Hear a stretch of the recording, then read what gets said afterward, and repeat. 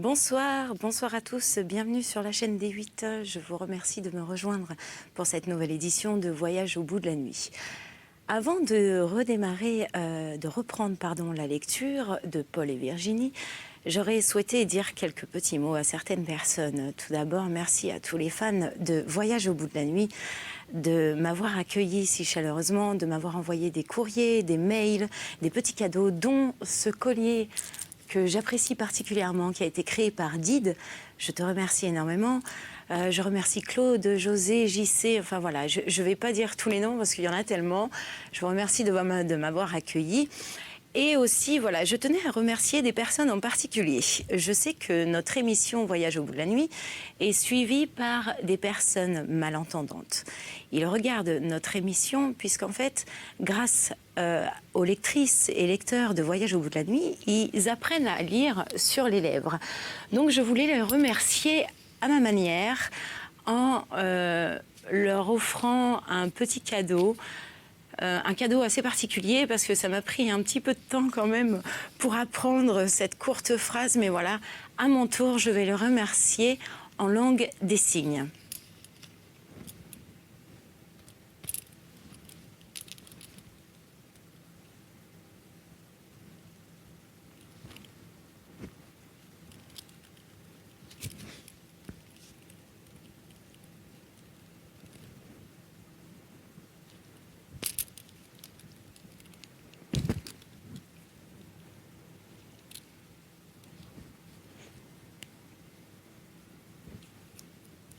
Et voilà, c'était ma petite minute de cadeau, de remerciement à vous tous.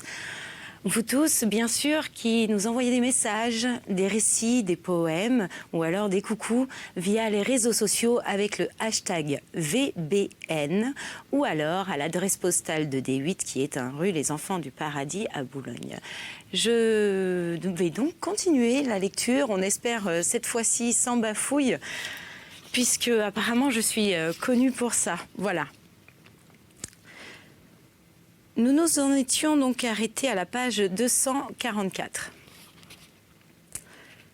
Cependant, nous le suivions pas à pas, craignant quelque suite funeste de l'agitation de son esprit.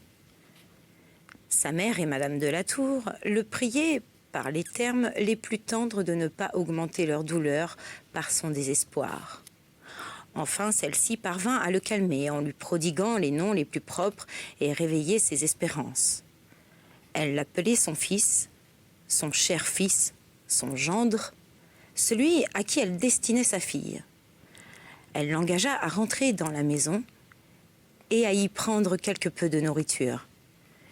Il se mit à table, avec nous, auprès de la place où se mettait la compagne de son enfance. Et, comme si elle l'eût encore occupée, il lui adressait la parole et lui présentait les mets qu'il savait lui être les plus agréables. Mais dès qu'il s'apercevait de son erreur, il se mettait à pleurer. Les jours suivants, il recueillit tout ce qui avait été à son usage particulier. Les derniers bouquets qu'elle avait portés, une tasse de coco où elle avait coutume de boire. Et comme si ces restes de son ami eussent été les choses du monde les plus précieuses, il les baisait et les mettait dans son sein. L'ambre ne répand pas par un parfum aussi doux que les objets touchés par l'objet que l'on aime. Enfin, voyant que ses regrets augmentaient, ceux de sa mère et de Madame de la Tour, et que les besoins de la famille demandaient un travail continuel, il se mit, avec l'aide de Domingue, à réparer le jardin. Bientôt, ce jeune homme, indifférent comme un créole pour tout ce qui se passe dans le monde, me pria de lui apprendre à lire et à écrire, afin qu'il pût entretenir une correspondance avec Virginie.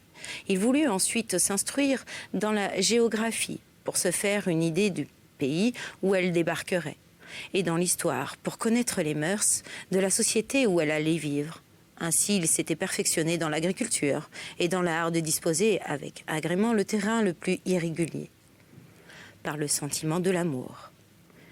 Sans doute, c'est aux jouissances que se propose cette passion ardente et inquiète que les hommes doivent la plupart des sciences et des arts, et c'est de ces privations qu'est née la philosophie, qui apprend à se consoler de tout. Ainsi, la nature, ayant fait l'amour, le lien de tous les êtres, l'a rendu le premier mobile de nos sociétés et l'instigateur de nos lumières et de nos plaisirs. Paul ne trouva pas beaucoup de goût dans l'étude de la géographie qui, au lieu de nous décrire la nature de chaque pays, ne nous en présente que les divisions politiques. L'histoire, et surtout l'histoire moderne, ne l'intéressa guère davantage. Il n'y voyait que des malheurs généraux et périodiques dont il n'apercevait pas les causes. Les guerres sans sujet et sans objet, des intrigues obscures, des nations sans caractère et des princes sans humanité. Il préférait à cette lecture celle des romans qui, s'occupant davantage des sentiments et des intérêts des hommes, lui offraient quelquefois des situations pareilles à la sienne. Aussi, aucun livre ne lui fit autant de plaisir que le Télémaque, par ses tableaux de la vie champêtre et des passions naturelles au cœur humain. Il en lisait à sa mère et à Madame de la Tour. Les endroits qui l'affectaient davantage, alors ému par de touchants ressouvenirs, sa voix s'étouffait et les larmes coulaient de ses yeux. Il lui semblait trouver dans Virginie la dignité et la sagesse d'Antiope, avec les malheurs et la tendresse de Carys. D'un autre côté, il fut tout bouleversé par la lecture de nos romans à la mode, pleins de mœurs et de maximes licencieuses. Et quand il sut que ces romans renfermaient une peinture véritable des sociétés de l'Europe, il craignit, non sans quelques apparences de raison, que Virginie ne vînt à s'y corrompre et à l'oublier. En effet, plus d'un an et demi s'était écoulé sans que Madame de la Tour eût des nouvelles de sa tante et de sa fille. Seulement, elle avait appris par une voix étrangère que celle-ci était arrivée heureusement en France. Enfin, elle reçut par un vaisseau qu'il allait aux Indes un paquet et une lettre écrite de la propre main de Virginie. Malgré la circonspection de son aimable et indulgente fille, elle jugea qu'elle était fort malheureuse. Cette lettre peignait si bien sa situation et son caractère que je l'ai retenue presque mot pour mot. Très chère et bien-aimée maman, je vous ai déjà écrit plusieurs lettres de mon écriture et comme je n'en ai pas eu de réponse, j'ai lieu de craindre qu'elle ne vous soit point parvenue. J'espère mieux de celle-ci, par les précautions que j'ai prises pour vous donner de mes nouvelles et pour recevoir des vôtres. J'ai versé bien des larmes depuis notre séparation, moi qui n'avais presque jamais pleuré que sur les maux d'autrui. Ma grande-tante fut bien surprise à mon arrivée. Lorsque, m'ayant questionnée sur mes talents, je lui dis que je ne savais ni lire ni écrire. Elle me demanda qu'est-ce que j'avais donc appris depuis que j'étais au monde. Et quand je lui ai répondu que c'était à avoir soin d'un ménage et à en faire votre volonté, elle me dit que j'avais reçu l'éducation d'une servante. Elle me mit, dès le lendemain, en pension dans une grande abbaye auprès de Paris, où j'ai des maîtres de toute espèce. Ils m'enseignent, entre autres choses, l'histoire, la géographie, la grammaire, la mathématique et monter à cheval. Mais j'ai de si faibles dispositions pour toutes ces sciences que je ne profiterai pas beaucoup avec ces messieurs. Je sens que je suis une pauvre créature qui ait peu d'esprit, comme ils le font entendre. Cependant, les bontés de ma tante ne se refroidissent point. Elle me donne des robes nouvelles à chaque saison. Elle a mis près de moi 2 femmes de chambre, qui sont aussi bien parées que de grandes dames. Elle m'a fait prendre le titre de comtesse. Elle m'a fait quitter mon nom de la Tour, qui m'était aussi cher qu'à vous-même.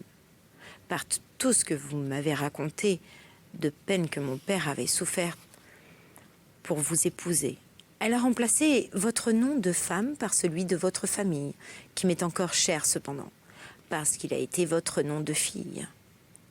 Me voyant dans une situation aussi brillante, je l'ai supplié de vous envoyer quelques secours.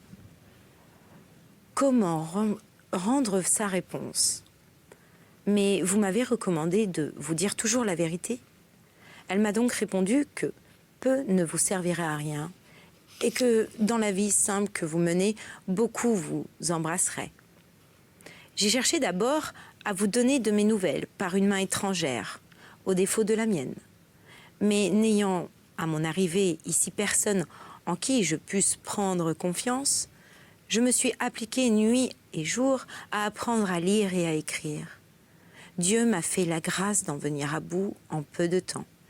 J'ai chargé de l'envoi de mes premières lettres les dames qui sont autour de moi.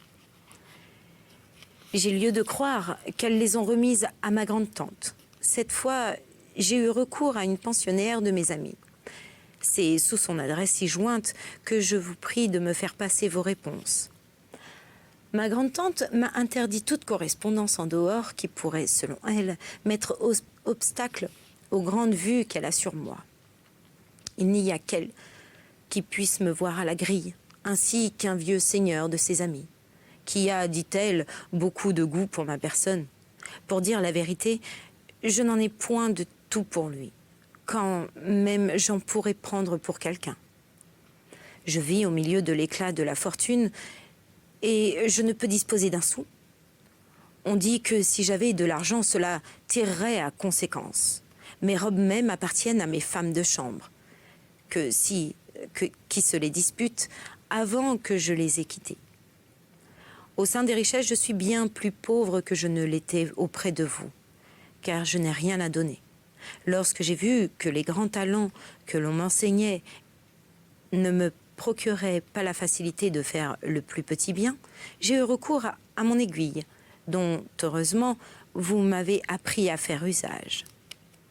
Je vous envoie donc plusieurs paires de bas de ma façon, pour vous et maman Marguerite, un bonnet pour Domingue et un de mes mouchoirs rouges pour Marie. Je joins à ce paquet des pépins et des noyaux de fruits de mes collections, avec des graines de toutes sortes d'arbres que j'ai recueillis à mes heures de récréation dans le parc de l'abbaye. J'ai ajouté aussi des semences de violettes, de marguerites, de bassinets, de coquelicots, de bleuets, de scabieuses, que j'ai ramassées dans les champs. Il y a dans la prairie de ce pays de plus belles fleurs que dans les nôtres, mais personne ne s'en soucie. Je suis sûre que vous et maman Marguerite serez plus contentes de ce sac de graines que du sac de piastres qui a été la cause de notre séparation et de mes larmes. Ce sera une grande joie pour moi si vous avez un jour la satisfaction de voir des pommiers croître auprès de nos bananiers et des êtres mêler leur feuillage à celui de nos cocotiers. Vous vous croirez dans la Normandie que vous aimez tant. Vous m'avez enjoint de vous demander mes joies et mes peines. Je n'ai plus de joie loin de vous. Pour mes peines, je les adoucis en pensant que je suis dans un poste où vous m'avez mise par la volonté de Dieu. Mais le plus grand chagrin que j'y éprouve est que personne ne me parle ici de vous, et que je n'en suis parlé à personne. Mes femmes de chambre, ou plutôt celles de ma grande-tante, car elles sont plus à elle qu'à moi, me disent, lorsque je cherche à amener la conversation sur les objets qui me sont si chers, « Mademoiselle, souvenez-vous que vous êtes française et que vous devez oublier le pays des sauvages. » Ah! Je m'oublierais plutôt moi-même que d'oublier le lieu où je suis née et où vous vivez. C'est ce pays-ci qui est pour moi un pays de sauvages, car j'y vis seule, n'ayant personne à qui je puisse faire part de l'amour que vous portera jusqu'au tombeau. Très chère et bien-aimée maman, votre obéissante et tendre fille. Virginie de la Tour. Je recommande à vos bontés Marie et Domingue qui ont pris tant de soin de mon enfance, caressée pour moi fidèle, qui m'a retrouvée dans les bois. Paul fut bien étonné de ce que Virginie ne parlait pas du tout de lui. Elle qui n'avait pas oublié, dans ses ressouvenirs, le chien de la maison, mais il ne savait pas que, quelque longue que ce soit la lettre d'une femme, Elle n'y met jamais sa pensée la plus chère qu'à la fin. Dans un post-scriptum, Virginie recommandait particulièrement à Paul 2 espèces de graines, celles de violette et de scabieuse. Elle lui donnait quelques instructions sur les caractères de ces plantes et sur les lieux les plus propres à les semer. La violette, lui demandait-elle, produit une petite fleur d'un violet foncé qui aime à se cacher sous les buissons. Mais son charmant parfum lui fait bientôt découvrir. Elle lui enjoignait de la semer sur le bord de la fontaine au pied de son cocotier. La scabieuse, ajoutait-elle, donne une jolie fleur d'un bleu mourant et à fond noir piqueté de blanc. On la croirait en deuil. On l'appelle aussi, pour cette raison, fleur de veuve. Elle se plaît dans les lieux âprés et battus des vents. Elle le priait de la semer sur le rocher où elle lui avait parlé la nuit la dernière fois, et de donner à ce rocher, pour l'amour d'elle, le nom de rocher des adieux. Elle avait renfermé ses semences dans une petite bourse dont le tissu était fort simple, mais qui parut sans prix à Paul lorsqu'il y aperçut un P et un V entrelacés et formés de cheveux, qu'il reconnut à leur beauté pour être ceux de Virginie. La lettre de cette sensible et vertueuse demoiselle fit verser des larmes à toute la famille. Sa mère lui répondit, au nom de la société, de rester ou de revenir à son gré. L'assurance qu'ils avaient tous perdu la meilleure partie de leur bonheur depuis son départ, et que pour elle, en particulier, elle en était inconsolable. Paul lui écrivit une lettre fort longue où il l'assurait qu'il allait rendre le jardin digne d'elle et y mêler les plantes de l'Europe à celles de l'Afrique, ainsi qu'elle avait entrelacé leurs noms dans son ouvrage.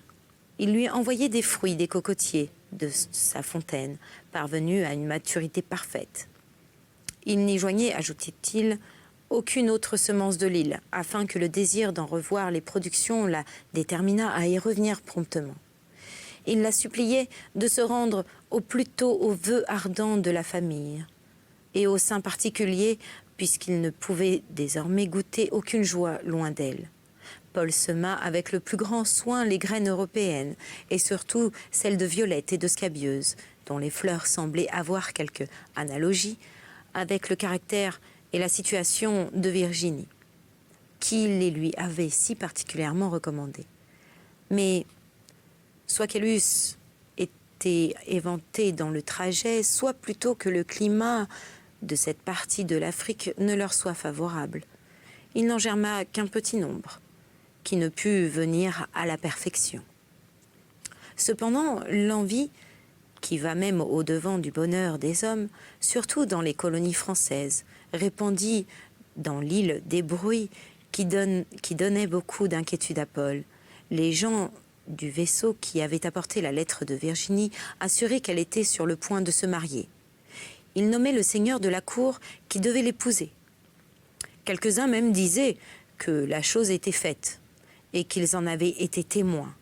D'abord, Paul méprisa des nouvelles apportées par un vaisseau de commerce, qui en dépend souvent de fausses sur les lieux de son passage. Mais comme plusieurs habitants de l'île, par une pitié perfide, s'empressaient de le plaindre de cet événement, il commença à y ajouter quelques croyances.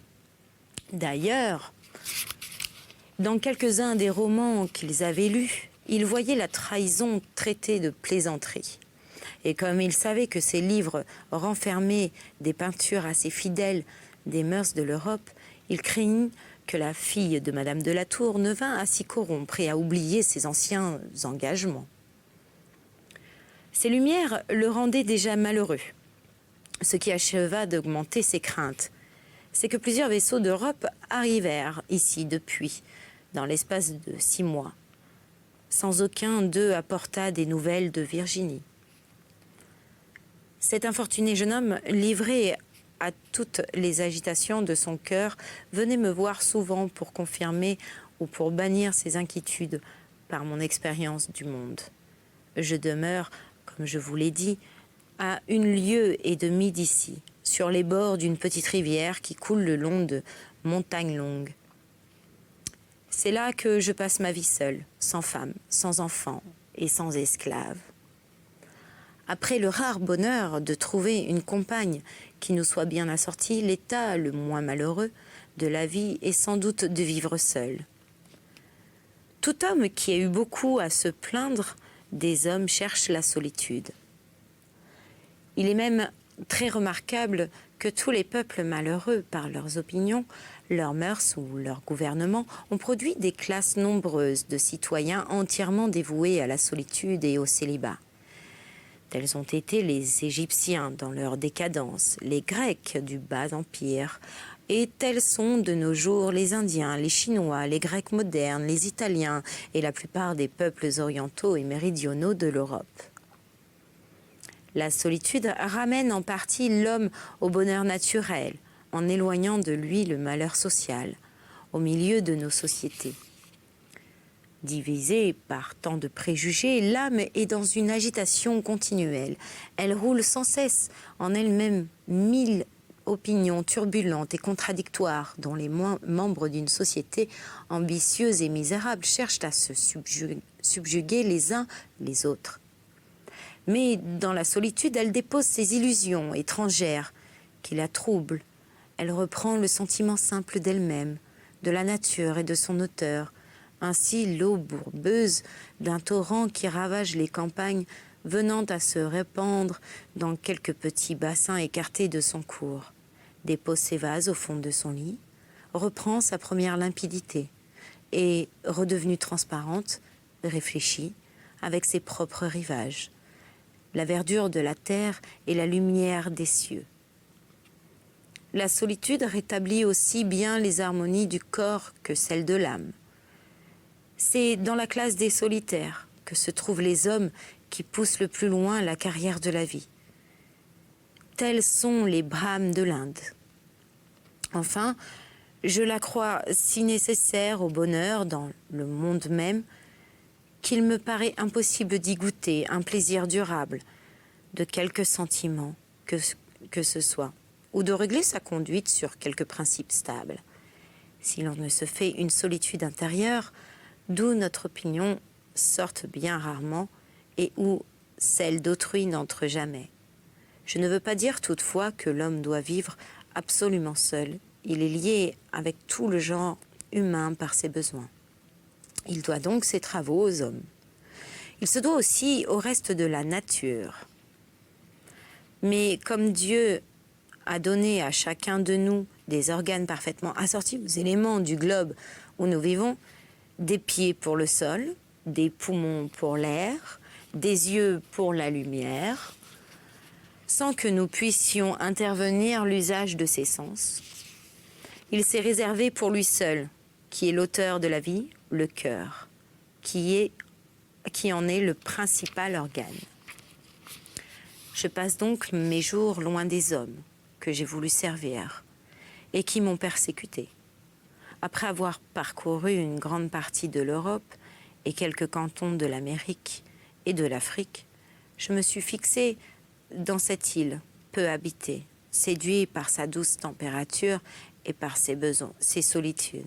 Une cabane que j'ai bâtie dans la forêt au pied d'un arbre, un petit champ défraîchi de mes mains, une rivière qui coule devant ma porte, suffisent à mes besoins et à mes plaisirs. Je joins à ces jouissances celles de quelques bons livres qui m'apprennent à devenir meilleur. Ils font encore servir à mon bonheur le monde même que j'ai quitté. Ils me présentent des tableaux, des passions, qui en rendent les habitants si misérables. Et par la comparaison que je fais de leur sort au mien, ils me font jouir d'un bonheur négatif. C'est ici que s'achève cette édition de Voyage au bout de la nuit en compagnie de Paul et Virginie. Je vous dis à très très bientôt. Je vous embrasse tous. Bonsoir.